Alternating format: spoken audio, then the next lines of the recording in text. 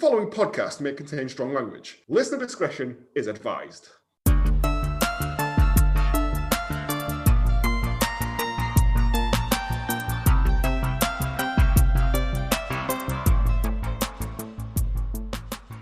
Hello, and welcome to Hallmark of Greatness Last Orders, the podcast where we look back into the films our Hallmark favourite actors and directors would rather forget they were ever involved with. I'm Joe, and with me as always, on this spookiest of weeks, he's sitting in the pumpkin patch, waiting for you to raise him up. It's James. Oh, I hope there's no coyotes. Apparently they do that sort of thing. What, hang around in pumpkin patch? They did, yeah. That was the warning for the episode. Went for a pumpkin. Oh, right, yeah. I wasn't to do with that. I couldn't remember what the last film was because I haven't. And with it, because it's Halloween. And with him, the man who is known in certain circles as the Northern Jason Voorhees, it's Mark Mushy Peas. Where's my giant pumpkin? Where's my giant pumpkin? Giant pumpkin? I saw a thing today where they went to like a pick your own pumpkin thing, and people had just put pumpkins in the dirt, and you just went and picked one up. And I'm like, that's not. That's going against the heart of the season, isn't it? Yeah, this is mental. But you know, pumpkins. It's like those quote unquote winter wonderlands that come out every year. Yeah. There's always one. We're hurtling towards that time of year, and that's literally my favourite time of year. But that's such a good idea. It's one of those for every season. It's just like disappointing pumpkin patches, disappointing winter wonderlands. Yeah. A shitty bank holiday Monday. Yeah. I mean, they all are, arguably. I like the Easter one because it's like a 4-day weekend, isn't it? Duo, yeah. Eggs. Just eggs. If you want to keep up to date with any upcoming film choices and that, you can follow us on Twitter at Hallmark of Great, all one word. Or you can find us on Instagram and Facebook at Hallmark of Greatness. Or I forgot to change this bit. Or if you want to get molested by a wolf, I don't know. You can email us at hallmarkofgreatness@gmail.com. If you want to approach us directly in an Edinburgh pub, then there's that as well. Because I don't know if Katie told you, Joe, but we got approached by a Hallmark couple while we were in Edinburgh. She texted me and said, we've just spoken to someone who... Yeah. Live in that town where they filmed Washington State, so it's right on the. So I'm assuming they're doing lots of like location shotting around there anyway. But their town, I can't remember the name of the town. I want to go with Leathermouth. It was Leather something. But it's not Leatherhead, is it? It's something like it's been done up to look like a German town. Yes, even though it's not. They film everything there. Let me find the message from Katie because this is astonishing. Because I only ever get approached in Edinburgh pubs by angry Scotsmen trying to offer me cheap speed. You need to get out of here. Oh, okay, I will. There we go. Nope. Well, I don't know where it is then. Oh wait, she sent it to that group. Leavenworth. Okay, it was quite noisy. Leavenworth, but I thought that was a prison. Maybe it's New Leavenworth. But yeah, anyway, they made a few changes. Quite Leavenworth by sea. So, did you promote the podcast to them? I wasn't gonna, and then Katie went, he's on a podcast to do with Hallmark, and I was like, these good people. This is why she is the best thing that's ever happened to this podcast, and we are just the bottom feeders. Yeah, good work, Katie. Good. It's difficult to do promotion face to face with people. It really is. I tried to do it at the wrestling thing at the weekend, and I just haven't got it in me. I just like, here's some stickers, bye. I just can't. I'm not very good at bigging myself up for it. You like wrestling? I like wrestling. I talk about it. Well, it's mostly shark facts and reviews of kettles, but you know. Oh, mate, we got a 4-slot toaster review this week. Excellent. I'm in the market for one actually. It's a Goodman's. No, I want a Smeg because obviously. Wow. But it's got 2 independent heat dials, so 2. So yeah, you see. Hey, get on, damn it, Vince, this week. Listeners. There you go. It'll be on early, because it wants to, because I'm still sticking around for the wrestling chat. As soon as we hit that 50% wrestling, 50% nonsense section, and we can stop doing it. That's it. Like, there's other people who know more about wrestling that's much more informed. So I thought, let's pad it out with silly nonsense like quizzes about where people are in the world. Anyway, It's Halloween season, so we thought we'd try and do something spooky. This was recommended to us by someone, I can't remember who. And boy.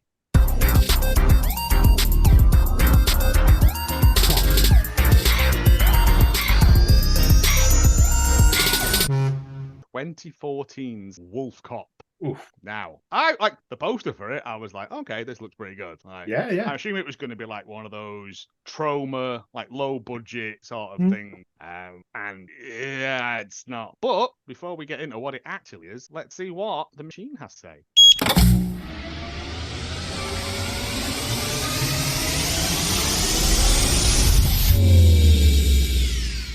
Yes, everyone, that is the sound of the spooky ultra tail interpreter of Benin. I put into that WolfCop 2014, and it thought it meant a film set in the Roaring Twenties. We follow the captivating tale of John Barkington, non-union Ethan Hawke, a brooding artist with a mysterious secret. Unbeknownst to the world, John harbours a unique condition. He transforms into a wolf under the full moon. Amidst the glitz and glamour of the jazz age, John falls for the vivacious flapper Daisy Monroe, non-union Drew Barrymore. Their passionate romance unfolds against the backdrop of the Prohibition era, speakeasies, and the electrifying world of the 1920s. As their love blossoms, John's lycanthropic curse threatens to tear them apart. Sorry, it's not a word I'm used to saying. You don't sing enough Shakira. The couple seek solace and guidance from none other than the enigmatic occultist Aleister Crowley, a 20th century historical figure. I don't know why it needed The most to say wickedest man in the world. With his esoteric knowledge, they embark on a quest to find a cure for John's condition, all while evading the relentless pursuit of a gangster determined to exploit John's transformation for his own nefarious gains. This romantic period drama explores the depths of love and lengths that one would go for their beloved amidst the backdrop of the 1920s and the enigmatic figure of Aleister Crowley. Okay. I think it's a bit smitten with Aleister Crowley. He does love a bit. Absolutely. That's the really wickedest man weird. in the world. Because this week, promo on 100 Things We Learned from Film, we learnt about flappers. Talking about Betty Boop. Yeah. Betty Boop. And gangster mob, surgeon guy. Yeah, mob gangster surgeons surgeons from the 30s. Yeah, so there's all kind of... The machine is energy. Whoa. The singularity. See, I just assumed that it's reached its teenage years where it's read a little bit about Aleister Crowley because it mentions him twice. I plugged all the put all the plugs in the bath and left the water running. Soon the world will flood. Yeah. Come on, machine. Aleister Crowley's not going to shag you, you know. I mean, he probably would. He probably would. Probably would. Didn't he bum that guy in the desert until he went insane? Sure, Joe. Yes. I'm fairly sure he took like an apprentice. That guy gave him a load of mescaline and stuff, and then and that guy went on to be that bummed youngster that nobody liked, except Aleister Crowley, who quite liked him. I'm sure that's a real thing. I don't know. Aziz Light. Yeah. Sure. The actual synopsis, which is not as good, and there's much less occult action in it. As a series of strange and violent events begin to occur, an alcoholic policeman realizes that he has been turned into a werewolf as part of a larger plan. That is it. I wish it was just that. I mean, it is just that. It is nothing more. It is nothing more. I have a lot of things to say about this film in terms of it sort of glamorizing alcoholism as well. Because he can only get powered up when he's kegged, even as a wolf, which I don't understand. I know, it was like watching Asterix or something at a certain point, wasn't it? I accidentally got a Kane in his magic potion. Yeah. But yeah, it's. I mean, let's get through it because this is what the person is here for. Thanks. I couldn't tell you the production companies on this because it's a Studio Canal film. And I was like, what? This is supposed to be like distribution. A French art house or something. Distribution in the UK. I did read that like it got funding by the Canadian Film Council or something. Yeah, otherwise it was never going to be released. Scammed. Yeah, but it's all filmed in Saskatchewan, which is fun to say. It is a good word to say. As is lycanthropy. Yeah, I mean, it sounds a little bit like Sasquatch, doesn't it? I think that's why. Yeah, he's got so much claim. What was Sacagawea? That's the one as well. Oh yeah, she's got dollars. She has. Fancied by Robin Williams in that museum film. Oh yeah, Patch Adams. Jumanji, the museum years. Anyway, anything not to talk about this film. Music by the Wild Stallions. Shooting Guns, they were called. The Shooting Guns. Oh, okay. And they put all their energy into the first song, which was all right. And possibly the last song? Question mark. No, there is some other stuff later on, but they straddle genres. Hooded figures stalk around a satanic wooded landscape. See, I thought, this reminded me of is it season 3 of American Horror Story, The Coven? Like the opening bit of that, it reminded me of, but not good. Not to be confused with American movies, The Coven. I want to make my movie Coven. Man, I wish we were watching that. That's one of my favourite films. It's 3 people milling about with hoods up in a forest while music no. Yeah. And we are introduced to WolfCop Lou, non-union Hugh Jackman, or I put Jack Human. Jack Hugeman. Nice. There is apparently there's a fun joke with his character name. Yes. Of Loup Garou, which French for wolf man, I believe. Oh, right. I thought that was it's the French for werewolf. I thought that was a T-Rex song. Loup Garou, is it you? Oh, Loup Garou, is it you? Nice. No? That was well worth waiting for. That's probably the best joke you've done in a while, to be honest. And they're saying something. There's been a lot of T-Rex references from you recently. I mean, what? There's nothing wrong with that. He wakes up in bed with a woman, and he's clearly late for his job. As we find out, he goes out, he's a cop, which cops can just park their cop cars outside their house because they're just their cars, apparently. Is that true? I don't know. I don't know. Well, John's car's an open reach van, so why not? Yeah, okay, fair enough. He there's a random tramp kicking a dog outside or something. Oh, yes. This guy. Yeah. And he goes, don't do that. And he goes, or else what? And then spits into a cup. Which I'm assuming is like that chewing tobacco. Chewing tobacco. I assume so. Yeah. And he goes, nothing, gets in his car, reverses, and then stops, vomits out of the side, and then drives off. And I'm like, oh, here we go. Turns on the radio. It's BAD Bird Radio, advertising local Woodhaven. So Woodhaven's the town. It hosts a annual hunting bonanza called competition. The drink and shoot. The drink and shoot, which sounds dangerous at best and deadly. Why isn't it cancelled every year? Because it's Canada, I guess.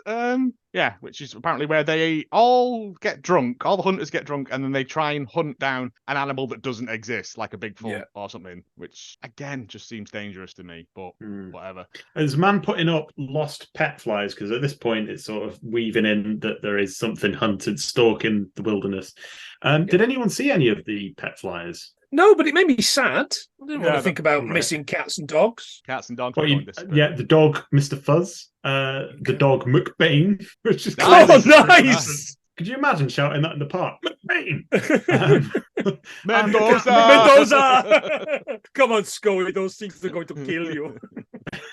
And the cat Nipples as well. The cat was called Nipples. Nipples the cat, yeah. Okay. So they weren't trying very hard with this. No. Radio people then start talking about the election news. Mayor Bradley, who is an old white woman and so will fare very badly in this, I put, is versus somebody called Wallace who has his hair slicked back like a piece of shit. Go on. Yeah, no, they're doing that. But as he's driving around, you see that Woodhaven is a shithole of a town as well. Yeah. While all this is happening, there's kids spray painting cocks on the side of a building. There's some tramps kicking another tramp to death. Bum fights. Fights. Yeah. We missed it. And he just sort of pulls up, and then they look at him, and he just drives off. He's clearly his heart's not in his job. Mm-hmm. And then he goes and naked guns into a parking space. Yeah, I thought, are they doing a naked gun here? Shame they didn't do it all the way through. So inside, his chief hates him with good reason. There's also Sergeant Tina Walsh, who's like the good cop. She hates him as well, or the professional cop. She introduces that there is a gang called Piggies, because they wear pig masks. Yeah, it's not an Italian film. This should have nothing to do with pigs at all. Circus related or something. They've attacked a store in the night and rung in. And also a gun shop owner called Willie Higgins, no relation. No. Spelled differently. He calls in, and there's a disturbance as well. I don't know if it's the same thing. He has to go and deal with it. We're introduced to the character of Willie at this point. Yeah. He runs the local gun shop and is your quintessential conspiracy guy. Apparently, like Lou gets called out there all the time, so much so that Tina says like, "Oh, your boyfriend's phoned," and like, they go out and They he's seem like, to not really know one another that well. Anyway, don't worry about it because they didn't. Yeah. And he's the comic relief, isn't he? But he he's has also some good not. lines. But it's all really forced throughout the film. Yeah, it's all one-liners that are just dropped in that just do not work. Not work in the scenes. I've put non-union Ned Flanders jazz dad as he's tried nothing and he's all out of guns.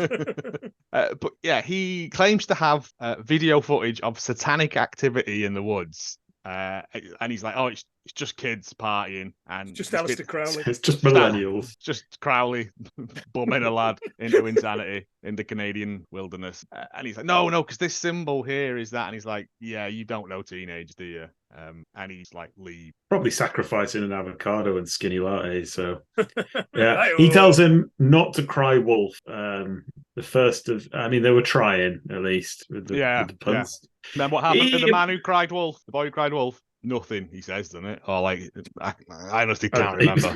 He was probably as dialed in as that. Yeah. He then goes to his favourite bar, and incidentally, his favourite barmaid, Jessica, who serves him a beer and a whiskey chaser. So he's proper keen in it. And I was like, what time are we supposed to be on here? Like, I'm assuming about 11? I think it was 9 when he 5 o'clock in up, Manchester, though. You know, 5 o'clock somewhere. Yeah.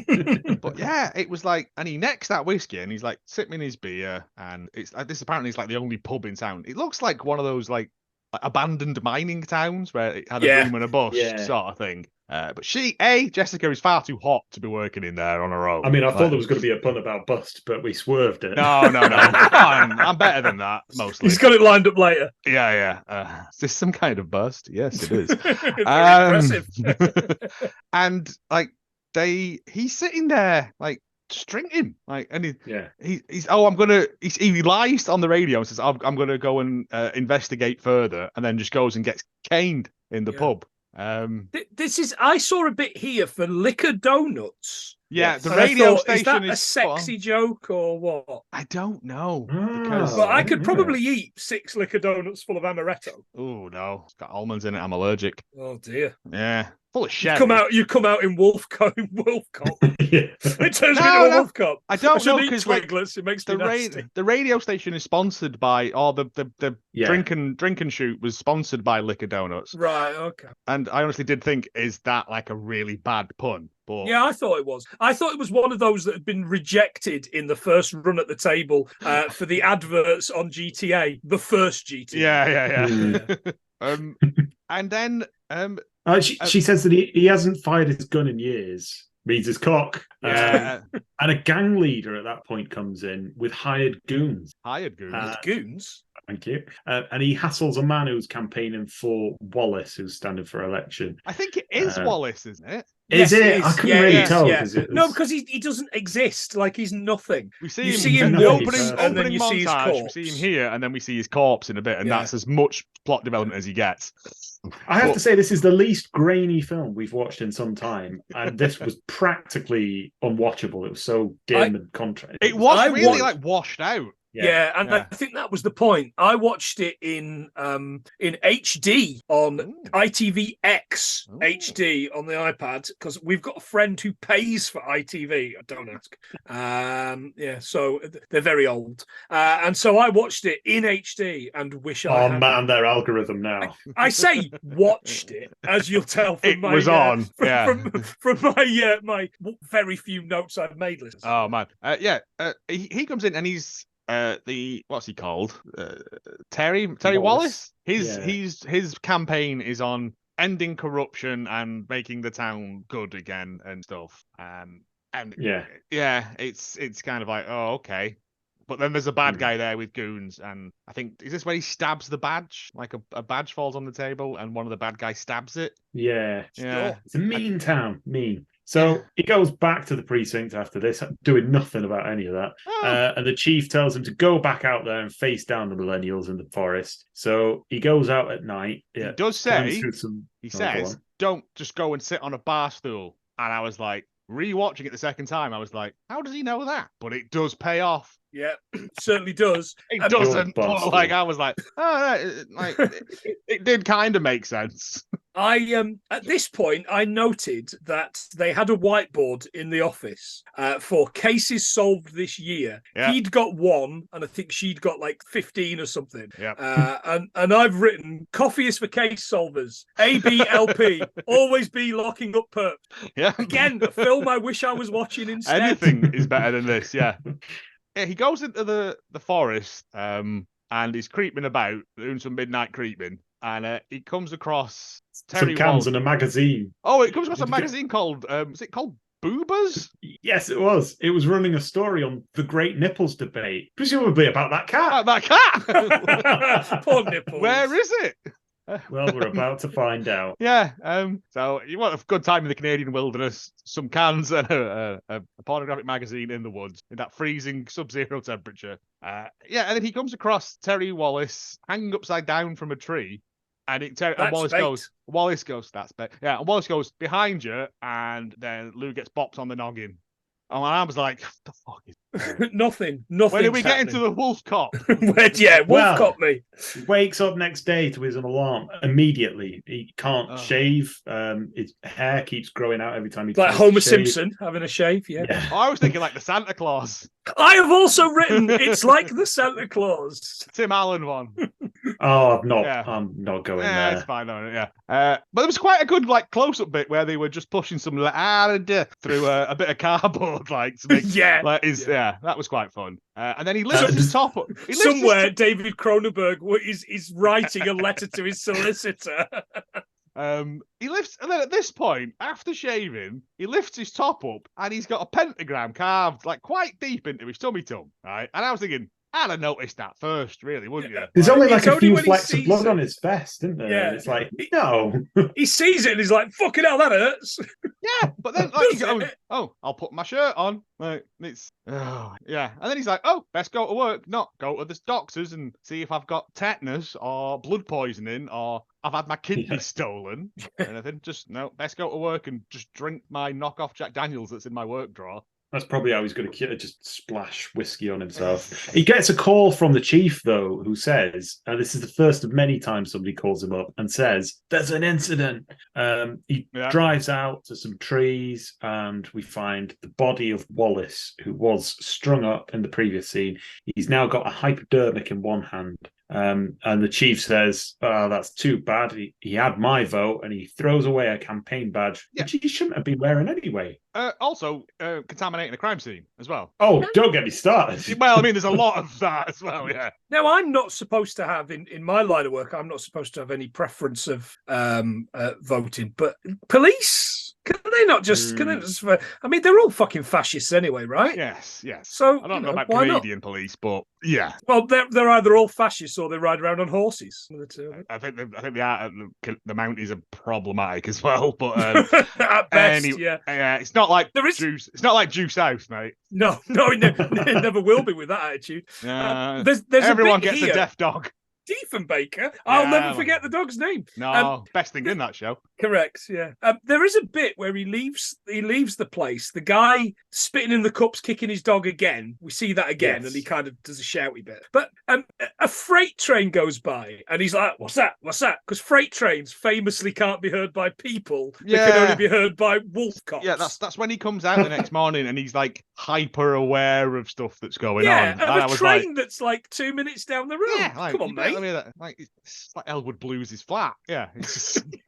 so often you won't even notice. Yeah, but then I'm assuming the coroner arrives, hands the cop, the chief a coffee, and then puts like his donut on the cop's knee while he puts his gloves on, and I'm like, this is no way to run a crime scene. I don't know much, but he was being murdered by the guy that makes the donuts. But he's not here because he had to go make the donuts. But 80s American adverts references for nobody. It's fine. I'm enjoying myself. But yeah, he says he's like, oh, well, without doing a full autopsy, I would say it's probably an overdose. And then Lou goes, what about his neck? Because his neck's all slashed open. And he goes, probably a critter. Yeah, he says a coyote, but they only famously attack pumpkins. So correct. Can't have been that. Breaking news in the background. Mayor says that the annual drink and shoot should be cancelled for some reason. I think because of the man's died in the wilderness. Reasons? I mean, if Animals he's going died of missing? what they presume to be a wild animal attack, there's all the more reason to hold. They should be going gun. shooting it. Yeah, getting levered. Yeah, what could go wrong? Anyway, Tina is suspicious about this. Yeah, she shows up. Lou sniffs the body and starts having red flashbacks, the worst kind. And it turns out that every 32 years, Tina says, the drink and shoot gets cancelled for some reason or But another. she says like the last time it was cancelled was 32 years ago, but I don't want to bring that up.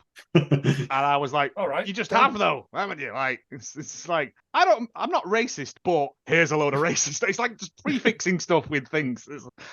And he stomps off, but she's not convinced that this isn't like something weird, which is fair enough. Yeah, She's Lou goes literally the drinking at best this point. character in this. Oh, yeah, fair enough. Yeah, he goes She back actually to does stuff. one of the other locations in this film, to the bar, and Jessica is in there doing Jessica stuff. Well, she's wearing a black low-cut top out of respect. It's nice morning, you know. A lot of pencil skirts for someone who works behind a bar, which I think would be impractical if you've got to change barrels. But Yeah, he tells her that she should run for office because she's likely to get 100% of the male vote anyway. So that's at least 50%, right? Yep. Sex. And she says that she's closing up early at about 10. I don't even think it's Just 10 before at that 10. point. Just before Like 10. 9:30. Is. Yeah. But when and they don't have anybody in there except there's him. one other guy in there because he's like, "What the hell's bum. this?" And then she just goes, "Fuck off!" And he goes, "Oh, okay. This town's going to hell in a hand." But I was like, "Did you win this part in the contest?" This film does feel like it's been made by Kickstarter. Apparently, Anyone that can get down. From what I read, it uses a lot of local residents as extras Yes. and stuff. From what you've read, from what you've seen, surely it's quite obvious. I read about the second one, and I was like, they use the right. same people in the background and stuff. Yeah, Everyone is from Saskatchewan, yeah. because the chief is like, we have got to keep this murder under wraps, and then the next minute a news report shows up, and then the old white lady mayor is like, we're going to cancel it out of respect for dead Wallace. That's why it was cancelled, out of respect for dead Wallace. Okay. Not that it matters. Dead Man Wallace, yeah. So, but she's giving Lou so much booze. Mm. Like, she pulls him like 4 shots. Well, she has like 3 with him, and then it's like, I've got to go and put the bins out. Here's like This will keep you company for here's half 8 hour. glasses of fucking whiskey, and he's like, "Are you trying to get me drunk?" And I'm like, "Yeah, clearly she is, man." Like, and she's then like, "Why do you feel sick and don't want to be with me?" And he's like, "Oh, fuck it out, I have to go down." So he goes down to the worst scene in this. She comes back and she's like, "Right, let's go back to my place and do it like a big funky sex machine." And he's like, "Hang on, I'm going to go and hew." So he goes down like Weatherspoons level toilets. Yeah, absolutely. I wondered, because I've not paid attention at this point, where the fuck's he going? No, he's going for a piss, but like in a bar that size, you'd assume the toilets would be like ground level and not I just down assume you 2 piss on the flights of floor. stairs. Yeah, well, I would assume that they are like what it turns into being by the end of this skirmish that comes on. But yeah, he goes to be sick and decides instead to do a piss. Well, he does The it. He does piss do a turns- sick. He does 2 sicks in the sink, and then he's like, "Have a wee while I'm here." And we get to see a penis, lads, which is rare in these films. It's a quality. I wish But we he's didn't. having a piss, and then he looks down, and then like blood starts spurting out, and I was like, and then we get like an underneath shot of the It's penis. flopping all over the gaff, just being and he's bloody, like and going, it's horrible. like that. And then I was like, okay, here we go. And I was like, oh, we might get like a good American Werewolf in London style transformation. Yeah, no, not really. He gets a big hand. That was quite good. Yeah. The second transformation there, but I honestly can't remember anything more about the first transformation. I will say show that a lot of it. if you are bleeding out of your knob, I suggest that you're not a werewolf, but probably a mad shagger who's not covered it up. Or it could be some kind of prostate issue. So if it does happen, go and see a doctor. Yeah. And maybe Stay away from silver, just to the off chance. Wolfsbane. But while all this transformation is happening in the toilet, she's put like what she thinks is sexy music on. Because it's that song about I was sold, because that's that clip you said, the still you sent us of I was sold to a caravan. Yeah. And then it's like, okay, but now I realise she put the music on for a reason, and like It's at 3 hired goons have broke in. At this point, I looked up your shooting guns, right? And I found that they've done an alternative score to Nosferatu. Go on. So I'm gonna watch Nosferatu. This as I do every single Halloween. I'm gonna watch Nosferatu, my Blu-ray. But I'm gonna put this on in the background on Spotify because they have a. Is it not Typo Negative? Is it not Pete Steele? No, Typo they've Negative? done one as well. No, they've done one as well. Wild Stallions. Yeah. Well, yeah. what were they Jeff, called? Jeff Hammer- Monster. Jeff Stallion. Was it? Jeff Monster. Is it? Hammer Punch Kenneth. Yeah. Oh, yeah, but I you're know right. that- Typo Negative did one, didn't Did they? one, I've forgotten yeah. about that. Yeah. But It's this pretty good. obviously went, oh, there's a fucking niche in the every cunt's doing it. We'll do it as well. I mean, I'd like to hear like a Jean-Michel Jarre one or something like that. Would be good. Like, Oh, no, Nosferatu. Jean-Michel Jarre on the Phantom of the Opera from 1919, please. Yes, please. Yes, please. No, I want to see like Nosferatu going up those stairs while it's going on a Boom, synthesizer. boom, boom. Yeah, that's it. I'm going up some stairs. Yeah, you see, Gonna scare a that'd be bird better. in a bed. Monster. Anyway, so these lads have It's broken a in film. with bats and I think a Bats. gun, possibly. But and they go into the toilet and like one of them gets like pulverized. We don't see it. And then another one goes in and gets all his clothes ripped off him by. Yeah, it took an unexpectedly homoerotic twist, is what I've written at that point. It didn't really need that, but fine. I mean, this is was a quality. But it was a lot of like fast cuts of like Yes, blood yeah. and stuff, so you didn't actually get to see it. And then which he is- staggers out. She doesn't. She's upstairs at the top of this flight of stairs. Doesn't seem that concerned, which itself is a bit of a tell. Mm. And then he sort of staggers out, and we cut to a blood moon. Oh, Yeah. And then he wakes up again. Cold wake up to Yep. being handcuffed. Go on to a bed. to a bed. Yeah, and With a dog. all the monsters that he's killed previously have all come back to life because it's after a blood moon. These Zelda jokes doing anything Stop for it. you, listeners? Stop it. Yeah. And who has chained him to the bed but Willie? Yeah. And he comes in and he goes, "Oh, sorry, they're my only handcuffs because they're fluffy and pink." And it's like, He's a sexy Willie's man. Willie's never in his life. He's touched nipples, but that's why we don't know where that cat is anymore. He wrote the article about the great nipple debate. I want to know what the nipple debate is. More. But he says that he's got a video of him. Apparently fucking a dog. I don't know. Oh! No, it's about it. Well, that's what the implication is. But no, it turns out that the video is, and he makes like a video blog of everything that he does. It's him tranking Lou last night. He said that I think he pumped 3 tranks into him. That's what finally Lucky took Lou. him down. Yeah. And then he took him home and he's like, "But yeah, it's fine. I've washed your clothes. I'm going to make you Bit weird. eggs." Bit weird. Yeah. Always a bit weird undressing another man. Like, unless it's We've all sexy. done it. Oh, yeah, but unless it's sexy, it's just weird, isn't it? Like, sleep in your You, clothes sometimes you just got to get sick off. You got to sick before clothes you- off your mates before you get in, under my spare duvet. Yeah. But he's like, "I'm going to make you some breakfast, and then you can go to work." He fries He's an making egg eggs. He's He making fries an eggs. egg in a pan and gives him like a fifth of whiskey, which he necks. And then he goes, the secret ingredient, and puts some red shit in there. which is quite blatantly chili flakes. Yeah. I don't care who's saying it because I know Oh, but that was as just a man who what puts is chili what- flakes in his eggs. Yeah. But then What is Wolfbane? Is it like What- paprika or something? What? What's going on? What indeed, James? It I turns think out it's a plant. isn't it? wolfsbane is a Conatum napalis. Napalis known as monk's hood, sounds sexy, or wolfsbane. It's a perennial herb, often grown as an ornamental plant due to its attractive pink to dark purple flowers. All parts of the plant, especially the roots, contain toxins, just like this plant. Arcatane is mostly dangerous is the most dangerous of those toxins, which affects the heart and the nervous system. So no wonder he didn't enjoy those fucking No. eggs. But it was more the fact that he fries an egg and yet he serves him scrambled eggs. Scrambled eggs. No, he is. Yeah. He's whittling them up at one point. All right. I'll get Either it. that or he's having a wank. One of the I two. tend to mix mine up in a bowl or a jug before I put them in the pan. Oh no, you're doing it wrong, Joe. Nah, You I'm gotta, not. you gotta whip them up on a hot heat. Nah. What you want to do is you I've want to get watched- a Wolfsbane on there early, you know. I've with watched some Yeah. butter Saturday and, Kitchen where they make wanky omelets, thank you. Oh, they do make wanky omelets. Yeah. You're not right. Wet, eggs. spitty, Uh, wanky uh. omelets. And he goes, "I can't eat this." And he goes, "Haha, so it is true, you are a werewolf." I went, "You've literally seen him running about as a werewolf and tranquilized him. I don't what more No, I'm evidence you would vegan. need." Yeah, well, yeah. And it's just fucking... Tina shows up outside Yeah, and asks admirably few questions about him staying over at Willie's. There's been an incident Incident. again. Jess's bar. Tina There's been a wants to murder. bring it She wants to bring in help from the city, but the chief wants to keep it local for reasons of his own, which does make sense. That makes sense. Tina fucks about with a camera and notices behind the bar that Jess's dad or her dad or something was Justin Trudeau.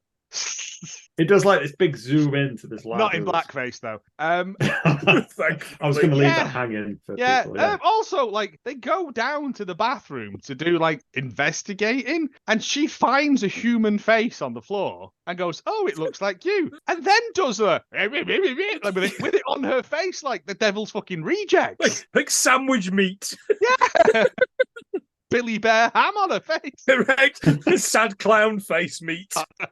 I love long meat. It's just like, I was like, that's inappropriate. You're supposed to be a professional policeman. And they're all contaminating the crime scene as well, putting it on their faces. It's like, and bear in mind, she is the best police officer in town. But I guess it's not really saying much because there's like the chief, there's her, and there's him. Yeah, which is for such a big building. There's a lot of desks not being used there. Well, it turns out that because it's after assault on precinct 13 happened last week, so they've lost a lot. Jess takes him to one side and says that it was him that did that, but he wasn't himself, and he defended her, so he's not a bad guy, sort of thing. You're not a bad guy, Lou. Coroner reckons that the whole thing, this huge bloody room, is a lover's quarrel. Finds animal fur, but doesn't. It just thinks, oh, that was lying around. Yep. So he's really, really bad at his job. Oh, hasn't Willie said as well? Oh, you've got 2 days until the eclipse or something, so don't go out at night or something. Yeah. And he's like, okay, meet me at the police station just before dusk. I love that when people do stuff like that. Dusk. And what time is that? Yeah. But if he's a hunter, he'll know when dusk is, isn't he? He swaps shifts with Tina. He's like, you've been really nice to me. I'll cover the night shift. I mean, does that mean he's done 24 hours? Yeah, I don't know. It doesn't. I guess matter. if you're drinking, it doesn't matter. He's still you want them. And is this where we get the gang leader of this bit? Oh yeah, the gang leader. Like they bring in the guy who got his clothes ripped off. Mm-hmm. Question mark. Yeah. And I think it's the third. There were 3 of them. 2 of them got, and one of them got, and one of them like bolted at the door. Yeah, and he's like, "Oh, you were supposed to get there before 10 to sedate him and bring him here, for reason." And he's like, "And you couldn't do that, right?" And then he stabs him in the eye, and then throws the eye and the knife into a wall, which I thought, that's cool. Yeah, that was cool. The line is keep an eye on the time, which just doesn't work. No, if you'd have thrown it into a clock and the clock had stopped where the knife hit, that'd have been better. Yeah, doesn't work. Keep an eye on the time. But there's no clock. There's no clock involved here. But he stabbed some dude in the eye as well to prove that he's a bad man. Yeah. WolfCop is now off in the fiction section. You can see on the back that it was. Christ. In the smallest library in the world. We've got a tiny little community centre in the park behind my house. And it's got kind of like what's called a rotating library. So like the library van comes and it puts books in and it takes books out. It's that small. And this place was even fucking smaller than the rotating This feels like library. one of those things where someone in a quaint town has converted an old phone booth into a lending library. Oh yeah. We got a village round the corner from us, about 4 or 5 miles away. That's got a bus stop. That's a lending library. Yeah, right. You can't get a fucking bus there. But then that's Thatcher's Britain, isn't it? Thatcher's bloody Britain. Yeah, so and he's like, "Oh, have you got in this incredibly small and underfunded library any books on Yakult?" Not even that. He screams at the top of his voice across a child and her grandfather, "Got any books on devil worship?" And the woman at no point goes down the stairs, left at the scary librarian for the beginning of Ghostbusters. Yeah. It's horrifying. Yeah, that's your plan. Get her. And he's got this big red book that's got like devils written on it or something equally terrible. It's the story of the Ken Russell filmmaking. I think it does just say the occult or something. It's so like on the nose. Him and he looks up werewolves. Apparently they're made in a baptism of blood. He's necking booze, writing notes down. His dad's gone missing. Tina's dad's gone missing. I was like, what is this? Is this me as a student? I was going to suggest that my notes on this, though. I am suing the people that make this film for copying exactly how I make notes for any podcast. Yeah, because it's just like 32 years, question mark? Coincidence, question mark? I love the fact that we all had the same gag. Yeah, that's how I write my notes. werewolves are born from a sacrifice, and then their blood can be harvested on an eclipse to They're give also power. indestructible on a full moon as well. Yeah, whatever. They're not. But their blood can be harvested to power shapeshifters. Changelings. Oh yeah. Quislings. Quislings. Yeah. And Willie's like, what are they going to do? Like, mix it like Tang. And I was like, Oh Jesus, we're doing one-liners about Doing fucking bits now. astronaut food. Yeah. I like Tang. But I like Ting. Sorry, that's it. Yeah. I loved it. Do you like Mings? Do you like rings? Me love Tings. Great sketch. Yeah. Wish I was watching that instead. Yeah. And so like he locks him in the cell, and we get another transformation thing, and he's videoing it as well because he loves video He stuff. videos everything. He does, yeah. Pervert. And then Tina turns up at the moment where he's like, "Go on, take your pants off," sort of thing. He And keeps she's calling like, it something weird. He goes, "Take your I know, fledge, yeah, I your didn't get fledge that. off or something." Jodhpurs. Your jodhpurs. Indian. That's what I'm going to call it from now on, anyway. Yeah, and he's like, "No, I'm not taking my fledge off or whatever." And I was like, "I don't know what the word you're saying is." Yeah, she comes in and she's like, "What the fuck is going on here? Are you And shagging they're a like, dog?" he comes up with the best excuse possible. It's a science movie, is what he says. Oh, sorted then. I mean, she's definitely going to think there's something going on now. But no, instead she takes the moment to explain that they're partners and that his dad was the only one that would investigate her dad's disappearance until he disappeared. And I'm a bit lost at this point. Yeah, I don't know. Will everyone stop disappearing? Can everyone?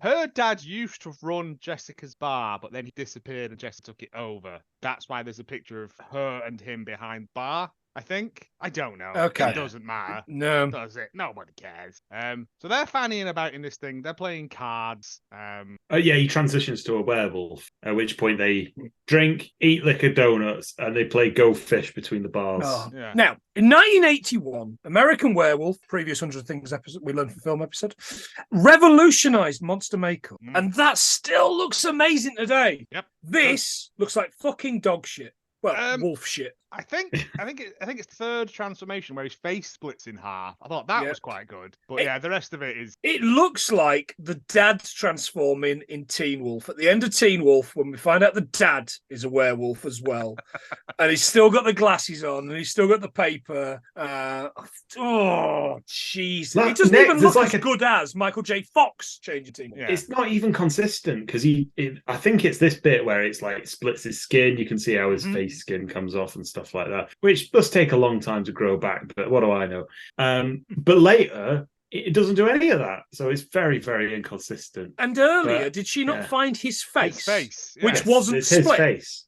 Yes. Yeah. It just peeled off. It's never the same. No. Splits in a different place each time. Apparently, according to folklore, if you cut a werewolf fur under the skin, apparently. Okay. I'll remember that. According to Germanic folklore, apparently, anyway. Yes, but Peter Stroob, I think the werewolf. I thought you were going to say Peter Stringfellow. He was a different kind of predator. Yes. Very good. He's dead. He can't sue me. That joke's anybody got now. Worth having anyway. Peter Stringfellow. Anyway, the cell hasn't even been locked up because he just wanders out as a werewolf, answers a phone call about a wobbery, and he says, "But you're a werewolf." Yeah, and he goes, "No, you're a cop." Yeah. Wolf. No, we don't even get it here. He goes, "We get it." You're 2 or 3 times, I think. Wolf, and I was like, "Oh, so we're getting there. We're circling round." Oh, the fucking drain. But he goes out, gets in his car, and then decides to do a A-Team style fixing up the town style montage on this car. So for some reason, they go into the first thing that happens is they go into the shop that's being held up by the piggies, which is a Liquor Donuts. Oh, yes. The Liquor Donuts place, and the guy behind the counter is a bit racist. And this is.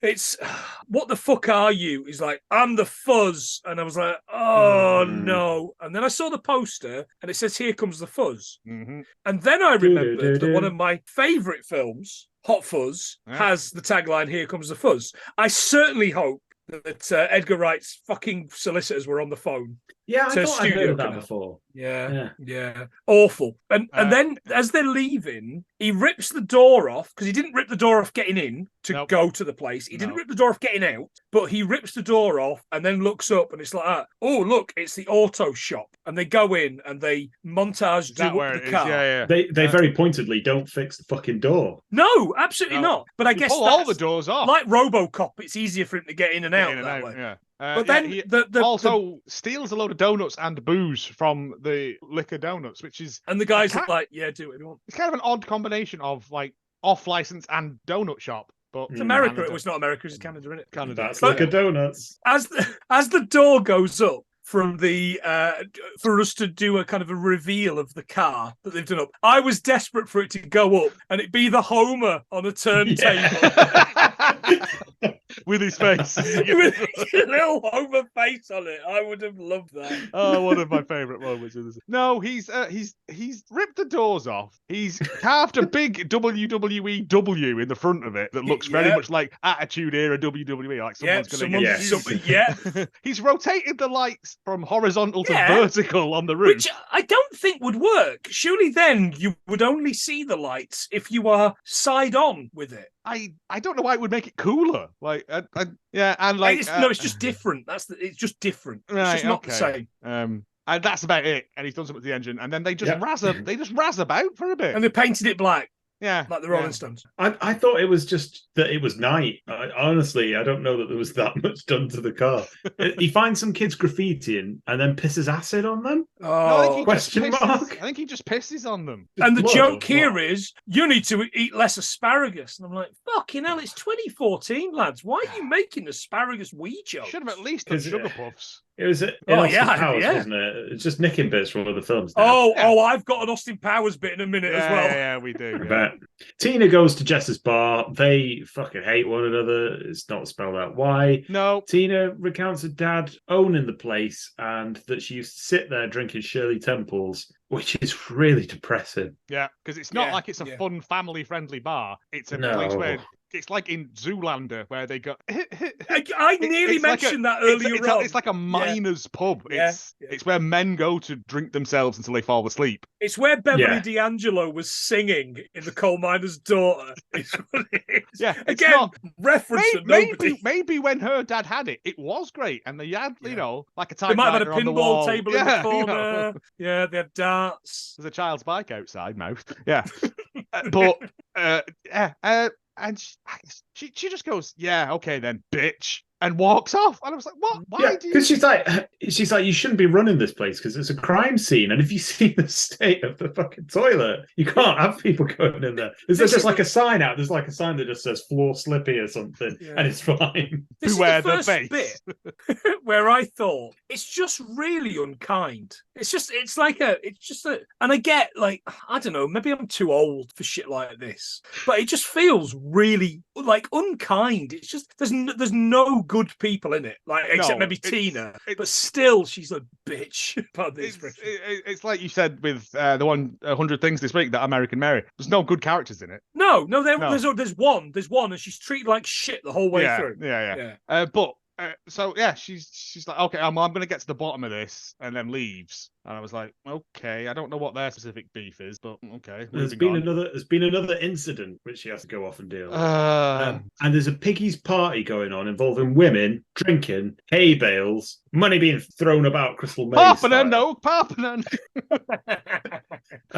Gang leader doing some bath salts in the back. Well, I have written here, I'm going over the road to buy some orange sherbet. Yeah, it's in a shed as well. It's not like it's in a bar. It's in a cool gang hideout. It's in a shed, and they put Big Tiny on the door. Like, did you say it's in Cool and the Gang's hideout? No, it's not in a cool kind of hideout. Cool and the Gang might be there. It's like the sort of place Robert Picton would murder people. It's just like, he goes, don't let anyone in, and he goes into his little office, and he's got like drawers full of orange sherbet, which he then puts the metal tube on a vacuum cleaner and hoovers them all up like that. Because there's no way he could inhale all that in one go. Like, it's making my nose itch just thinking about it. Yeah, it's not pleasant. He needs one of them dib-dab sticks to put in there. That'd be good, yeah. That'd be tasty. Yeah. Meanwhile, Lou smells the party barn before he sees it He just his plan is to turn up and just absorb bullets because he's indestructible. Like And then he just starts going about ripping people's faces off. Right. I have written, he's got a face off. He shows up at this thing, and like Willie's in the car doing bits, and then he's like, "We've run out of road," and then they just crash into this barn, and then just like all hell breaks loose. And yeah, that's a good phrase for it. At one point, a face lands on a windscreen, and then the windscreen wiper tries to flip it off, which was funny. There's a couple of funny bits there because another guy gets his face ripped off and then just runs over to Willie and screams into his face with no face. That's pretty good. Like, they perfected the face ripping off technology. But yeah, everyone's like just shooting at him. It turns out, yeah, he is impervious to bullets. And anything, just anything. It's also like a meth lab. This place as well, because there's a guy. That's where they make the sherbet. There's some guy with Veruca powder. I thought the sherbet was supposed to be dried vampire blood, werewolf blood. Oh, was it? That's what I thought, but I may be wrong. But I don't know. It doesn't matter. Doesn't matter. Because a face lands on it. I don't know that much about like meth, and I don't know whether or not you could snort meth. Do you know much about meth? Please write in. No, because I thought whatever you bodily fluid smoked meth with them little weird glass pipe. Yeah. It's again, my knowledge of it is based on isn't it? My knowledge of it is based on like The Wire and Breaking Bad. So like, you know what I mean. But I assumed that because it was red, I thought it was the blood that they'd freeze dried somehow to preserve it. He's not a werewolf, though, is he? No, but he's a shapeshifter. Bad.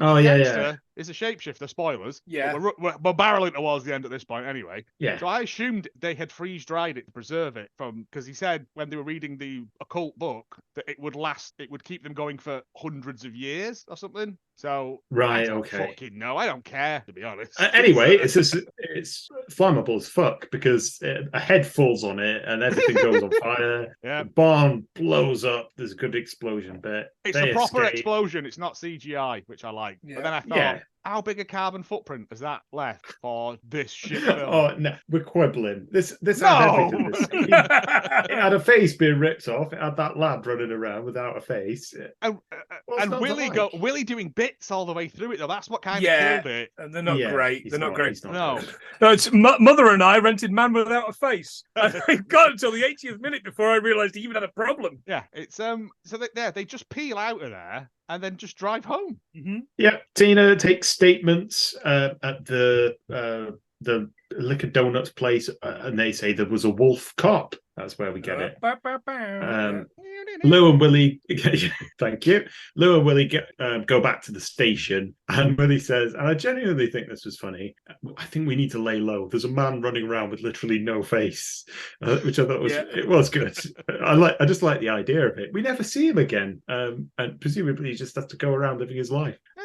Jess is dressed there as Little Red Riding Hood, wanting to give a statement. Yeah. Anyone want to take us through this bit? No, because it's disgusting. I didn't want to talk. I didn't want to talk to either of you about it. I didn't realise until like there's a wide shot that she was Little Red Riding Hood. And I was like, why has she got a scarlet veil on? And I thought, oh, hang on a minute, is this like that one we did that time where all the women were getting stabbed in the tummy? No, it is.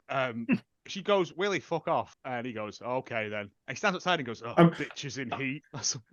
No. He's like, I'm going to go and sit in a hearse for a bit. Is what I'm going to do.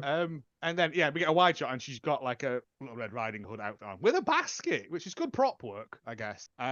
And then basically they do a sex on each other, like a very long. Boy, do they! Yeah. Almost like a room style sex scene. It's that long and uncomfortable because, she's like kissing this man in a wolf mask, and it's like weird. that weird bit in Cabin in the Woods where she's making out with that wolf's head on the wall. Yeah, and then like we see nipples, but not the cats. No, he's doing it from behind, and then there's lots of like hairy hands on boob shot, and I just feel uncomfortable. And I was like, does this count as bestiality? Because it counts as a lot of things. She slips him a roofie at the end of this when they're they're both sitting there smoking afterwards. Yeah. And she reveals that she's actually very wrinkly. I thought it was, it's Helen Daniels. I thought it was only beagles that smoked. Oh, there we go. Yeah, I did yeah. like that though, because it reminded me. I watched The Shining on like Saturday because it was on before, I think. And it did remind me of that bit in The Shining where Jack Nicholson's kissing that lovely lass. It was, but this was just more Helen, like you said, Helen Daniels. It was absolutely. I mean, I've been out the worst. Yeah, and it feels weirdly grotesque and unusual. But yeah, she slipped him a Mickey, and then it turns out Willie's in on it as well. Yeah, so he passes out. The gang, meanwhile, they want revenge. I think the gang leader is still alive. He's like, oh, let's get him. Yeah, and then he wakes up and Willie's there. And I think he's in the woods at this point. Yeah, they're in the woods and he's been chained to a tree. Tina has gone in, but Willie has taken his video camera, but she checks the CCTV and he's like, okay. My favourite thing about this scene, by the way, is that she goes through the police station door and it has a chime on it like it's a corner shop. Yeah. Doo-doo. Crime time. Yeah. What's this footage of a werewolf boning? Yeah.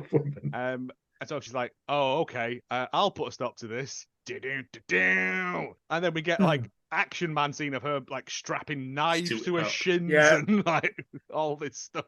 And I'm like, oh, okay. The gangster chief has rounded up all the boys who have got like hockey pads on, and he's like, what the fuck are you doing? And he's like, hey, you've seen what we're up against, eh? And he's like, secure the perimeter. I'm going off over here. And as he walks behind a tree, turns into the chief of police.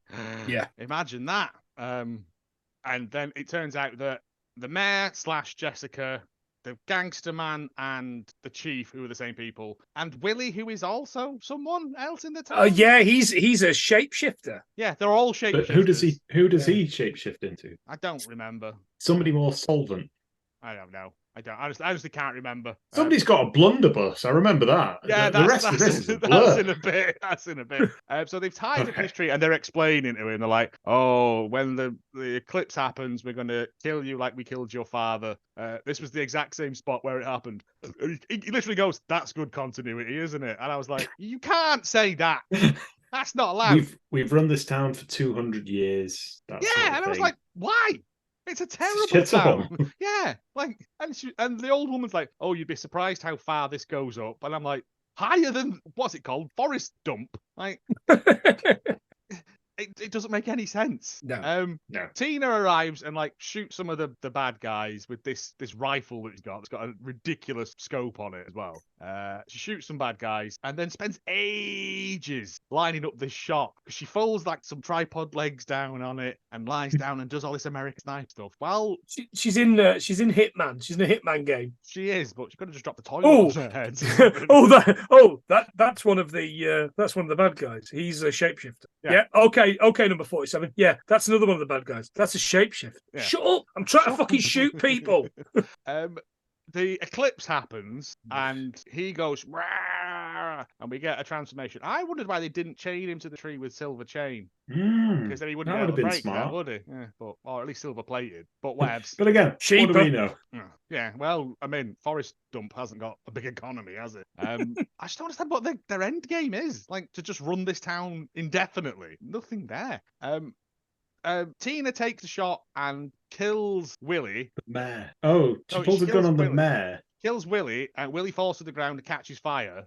After they've stabbed Lou and like started draining his blood into a chalice, into a goblet, because obviously goth. And then like the old lady goes, "Oh, goodbye, treasured friend," as he catches fire and disintegrates. And I was like, "What the fuck is this? Like, it's dumb." Tina appears and points a gun at the old lady. I think Lou breaks out of the chains at this point, and like, oh yeah, he's off on one. He's off. Oh no! One of the guys, the guy with the blunderbuss, shoots it, and it snaps shoots the chain out from his hand, and then he goes around a bit. It's dumb. It's all very sketchy at this point. So dumb. Tina kills the old lady by shooting her in the head. Like, she's like, "You can't do anything." I'm the man. She shoots her, and I'm like, "What's the payoff for this?" Well, I mean, Jess says helpfully that she fucked her dad, and then just gets shot in the face. Oh yeah. It's like, all right, famous last words, eh? Lou has a go at the piggies now, so they're around and slashes another man's face off, and then a head. Off. Yeah, head comes off. It's sort of the theme of this. Tina gets nearly sliced in twain, I've put, in a moment of poetic grandeur. Yeah, And, the chief like yeah. runs her through with a sword. Yeah. And then as he's about to do it, WolfCop appears and he's like, "No, I am WolfCop."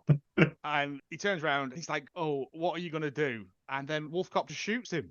And Yeah. he's like, Yeah. "I guess I'm not getting that promotion." And I was like, "Huh? Were you in line for a promotion?" You were the worst cop out of Yeah. 2. Yeah, like What promotion? Like, what Oh. would you promote 2 Oh. cops to be? Like, one is the cop of the other cop. well, one's The the other night one's the cop and one's the sergeant. day cop, aren't they? Yeah. Like, Night cop. That's a great. oh song. no, sorry, he gets beat up night cop and he has to drink like a load of booze to power up. Oh. Yeah. Yeah, and it's kind of like, okay, I get it. Finally, we're glorifying drinking, Yeah, all the way through. which I mean, I do every day. So. Yeah, but he shoots the guy through the thing, and then like Tina's like they're walking off into the sunset. Turn back normal now? Question mark. I don't know. Don't care. Yeah, there was a solar eclipse, which was Yeah, why they yeah. were doing it, and Yeah. that's past now. So yeah, and he's like, I could use a drink, and she's like, I could use I a could use the hospital. hospital. Yeah. and he's like, Hey. 2 trips, poison pizza. And then they just go off, The and then it end. goes like WolfCop will return. And I was like, Yeah, in WolfCop 2. And I googled it, and it's not called WolfCop 2. Lying bastards. And also, No, I'm not WolfCop. watching WolfCop 2. it's called. Oh no, here's more WolfCop. Oh no, not another Wolfcop.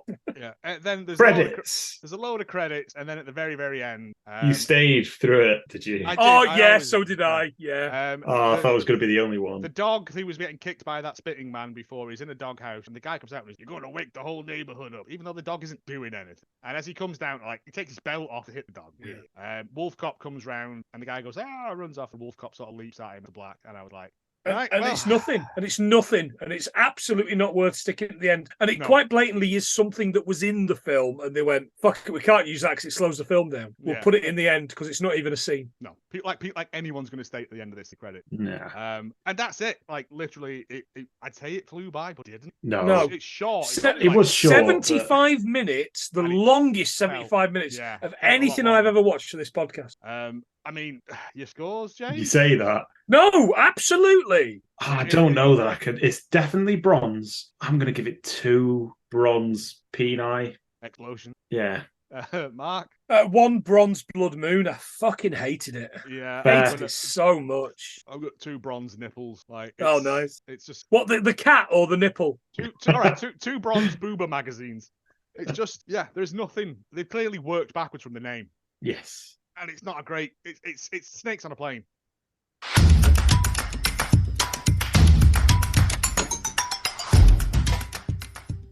So that was WolfCop 2014, the same year as School Dance. Do you remember that? Do you remember Oh, how do bad that was? I? Yeah, what a year, Phil. Also, that Mysteries one we watched, I can't remember what the name of it was. That was 2014 as well. It was like a Hallmark adjacent thing where she had to go out and fight a mailman, that sort of thing. This one, Murder in the Orchard. That one. Oh, it's not one of No, those. no. It's not one of those that I No, it's- referenced in the chat, is it? One of the. It's not Agatha Christie's Tea Time Jumble Sale mystery. It's sort of like that for some It reason. was the Jigsaw what did it. But yes, it was that one. Oh, would you Um, like to play a game? No, I'm gonna I can't remember what it was called. Yeah, because, but he's called Bric-a-Brac Yeah. in this. that was Wolf. James WolfCop Bond 2014. villain. Instead of that puppet on the check, it's a glass clown. Oh no, it's one of those gold clowns that's on a chain round someone's neck Oh, in no. Stockton on Tees. Oh, Yeah. Sorry, James. We're punching That's down all here, and I right. don't Yeah, like it. yeah, It's no, not our no. style. It won Best Film at the Shut International up. Fantasy Get Film the Award fuck out. 2015, as Was well there as no the other Arizona. films submitted No, that it year? begs the question. I was going to look up what it was up against. Sorry, James, can you do that again? Because I am going to look up what it was up against. What was that? Yes, so there's 2 things. It was the International Fantasy Film Award 2015, which I believe is a Canadian film award, and also the Arizona Underground Film Festival for Best Horror Picture if you watched it while buried underground. It had a budget of. That's not the an real thing, estimated- is it? Surely.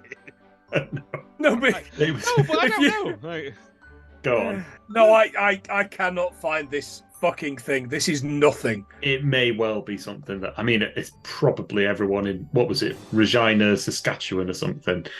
Anyway, estimated budget of $1 million Canadian, or 600 pounds. I knew he said ducats then. Where did that come from?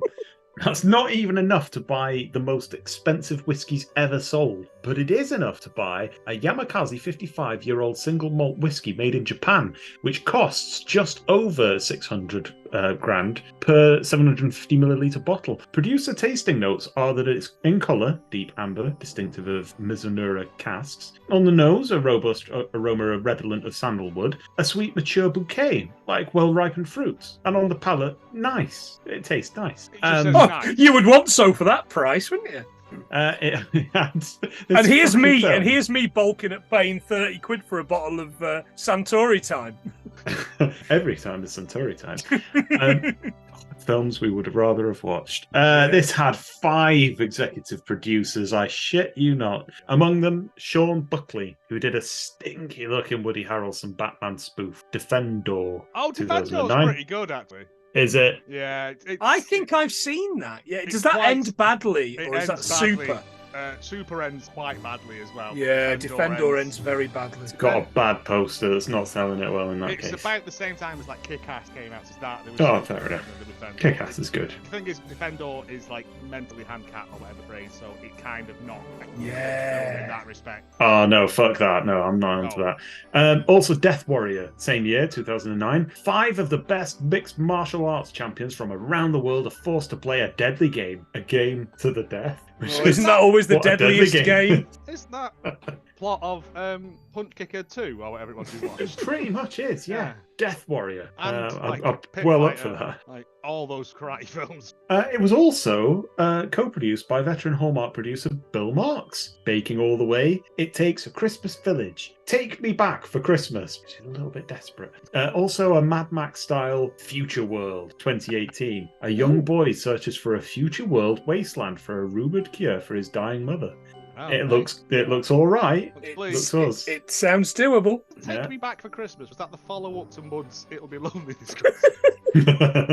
Yeah, but it was on Boxing Day he sang that. Written and directed by Lal Dean. He said, if there's a rationale and a heart put behind it, there's a lot of directions we could go in for sequels.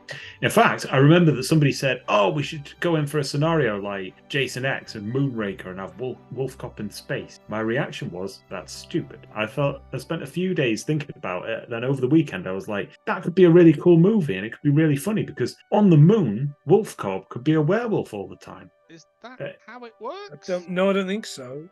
I mean, he says that, but he's got 2 first names, so he's a. I mean, there just wouldn't be any transitions then, would there? It would just be him as a. Just be WolfCop all the time. There wouldn't be any. Yeah, it's a stupid idea. Anyway, but also, do WolfCops breathe? Yeah. I hope not. I mean, I would love it if this one didn't at the start of this film. He's in Avatar 3. It didn't stop him going on. He's not done a lot of stuff, but he did a music video for a Canadian indie band or something. And Lou Garou, real name Leo Farford, he appeared in it and therefore seemed to be a natural choice for appearing as a werewolf in this film. As you pointed out, Lou Garou means werewolf in French, apparently. He's usually a key grip on films, but not a very good grip. No, that's a stupid joke. Including that's good. I liked it. A Shoe Addict's Christmas, The Christmas Club 2019, and he's also worked on a Nicolas Cage film, The Humanity Bureau, and The Incredible Elephant 2001, a lonely boy who magically got the elephant he wished for from a falling star. Yeah, was it thrown off the falling star by WolfCop in space? I mean, that's what I was picturing, but I don't know. An elephant you cry. Oh yeah, that one killed that woman, didn't it? And then fucked up funeral as well. Didn't say the innocent elephant, just the incredible. But is that why your man electrocuted it to death? Oh, let's not do that. Okay. No. Tina, played by Amy Mazzio, studied at York St John University in York. Not that one. Oh, that one. All right. The other one, the old one. Yeah. And is a stage actress who's appeared in quite a lot of Shakespearean plays, so that's a bit sad. Appears alongside Farfad and the man who plays Willie in the sequel. I don't know what Willie does in the sequel. Willie's I don't dead. want to know. I know. So is resurrects a corpse, maybe. Maybe they're going to do Weekend at Willie's. No, he caught fire disappear and disintegrate. Well, Maybe he's going to be like sort of there as like his conscience sort of thing. I don't know. I know. Yeah, I hate the idea of it already. He's in it. Her film debut was in that Just Friends movie where Ryan Reynolds is in a fat suit. Oh, Yeah, there's a lot of that. But she's ouch. also done Hallmark-esque stuff. Christmas by the Book, which you could totally see, can't you? Vampire Dog, 2012. Yes, please. Yes. And Undercover Grandpa, 2017, when the girl he likes goes missing. Jake enlists the help of his grandpa and grandpa's former special ops. I got buddies. too much shit on me. Is that not the film we watched where Cliff from Cheers was sat down the whole time? Fuck no, that was Space Rocket. No, Cliff from Cheers was sat down. Oh. Oh shit, this is James Caan as grandpa, Lou Gossett Jr. as mother, Yes. and Oh. Paul Savino. It's got Fucking Joyce hell. from Schitt's Creek in it. Everyone in Canada's Savino in will this appear film. in anything though, won't he? Like, yeah. Well, he won't anymore. No. And finally, Jess Sarah Lind, actual Hallmark actor, reoccurring role in A Martha's Vineyard Mysteries as Z, who I believe is like the actual like coroner doctor that turns up, explains things. It has been in 5 movies of that to date, so a big part. Also, bit parts in Fargo, the TV series, and also the assassination of Jesse James by the coward Robert Ford. Oh, that's a fun movie. I mean, it's not particularly fun. It's a good film. It's about as fun as Bone Tomahawk, but yeah. It's no WolfCop, but that's saying a lot. Also, The Great Christmas Switch 2021, where she plays a twin who switches husbands for Christmas. That sounds sexy as fuck. I think I've seen a lot of films like that, but they never got cinema releases. And on IMDb, it helpfully adds that she can walk on stilts. So there you go. There's your James facts. It sheds its greasy skin for another day.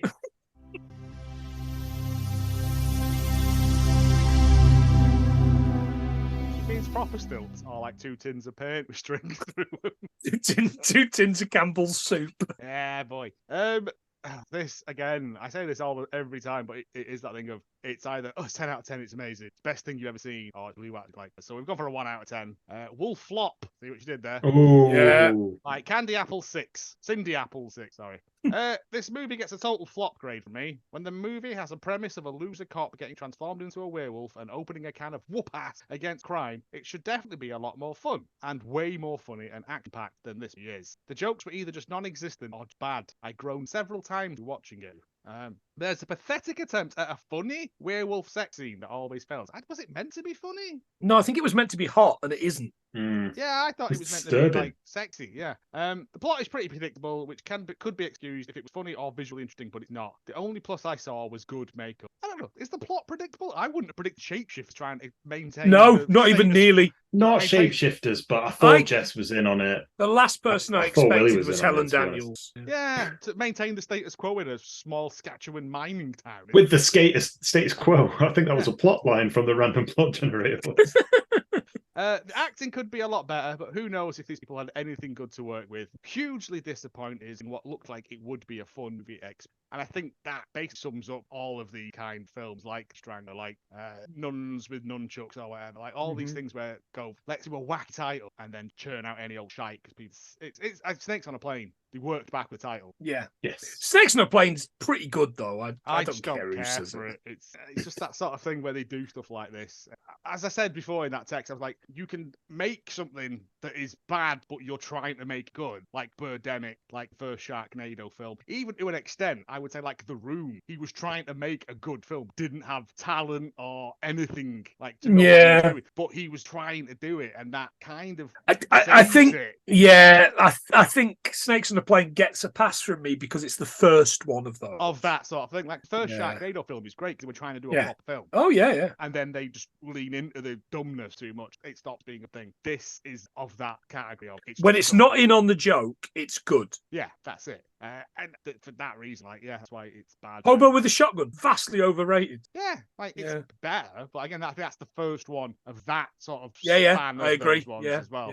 Yeah, 70s kind of grime core kind of Yeah. re-envisionings. Yeah, I agree. What was that Death Proof? I watched all that. I was like, this is terrible. Yeah, it is, and I'm pretty sure it's much better when it's a 40-minute section of a different film. Yeah. Unfortunately, in Britain, they released it as a 90 or an 89 99-minute movie, and it's Yeah. just fucking stupid. Yeah, I get it, as in it's supposed to be like Grindhouse, but like I said, it's Give us the 40-minute version. Yeah, and then just put Planet Terror on. Pretty bad. Correct. Yeah. But yes, in conclusion, that was 2014's WolfCop. Meet the cop that can't stop. Oh, you fucker!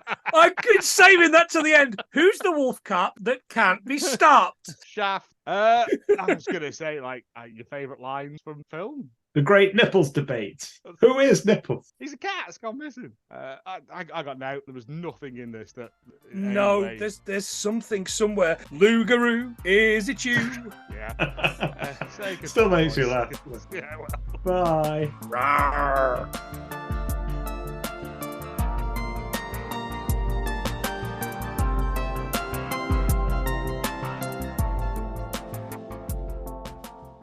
That'll come up at the Christmas party.